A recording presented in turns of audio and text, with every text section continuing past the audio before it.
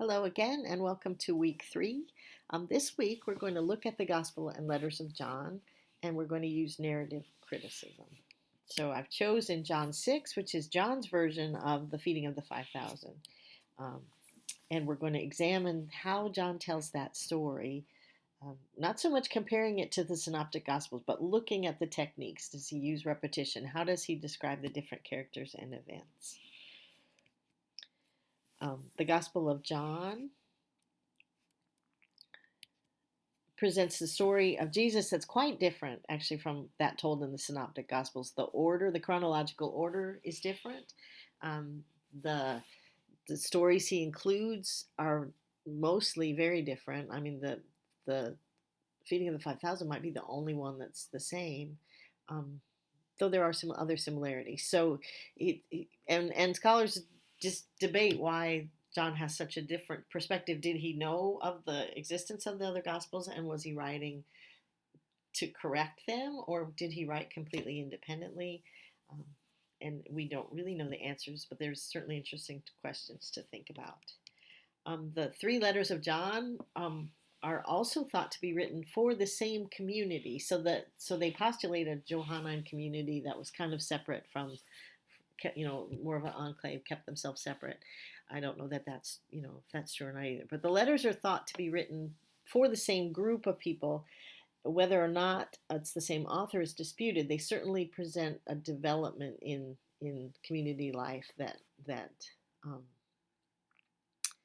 it's an interesting conversation. Anyway, you'll read about the Johannine letters. We won't have time again to comment on them. We're going to focus on John 6.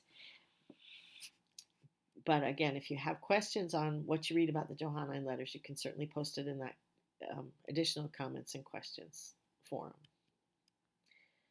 As I said, we're going to use narrative criticism. Narrative criticism pays particular attention to how a story is told.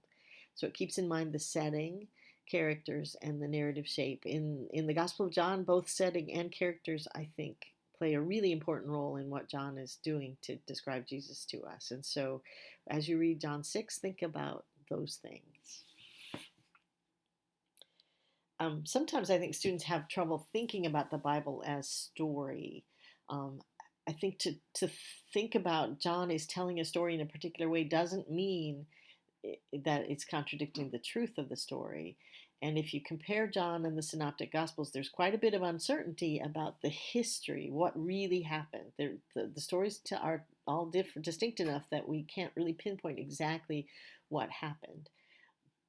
But these authors are giving testimony or memoir. They're recalling something that they've been taught about, and they do it in particular ways to convey different messages. And so that's what we're trying to get at. So if you have comments on discomfort with examining the literature the way we're doing it, please bring those up and we'll talk about it. So for week 3 then, again, we're going to read the story of the feeding of the 5,000 as told by John, and we're going to use narrative criticism to examine it. So we're looking at the setting, the characterization of Jesus, the crowds, the disciples, and Jesus' opponents, and deciding what John wants us to know about Jesus based on how he tells the story.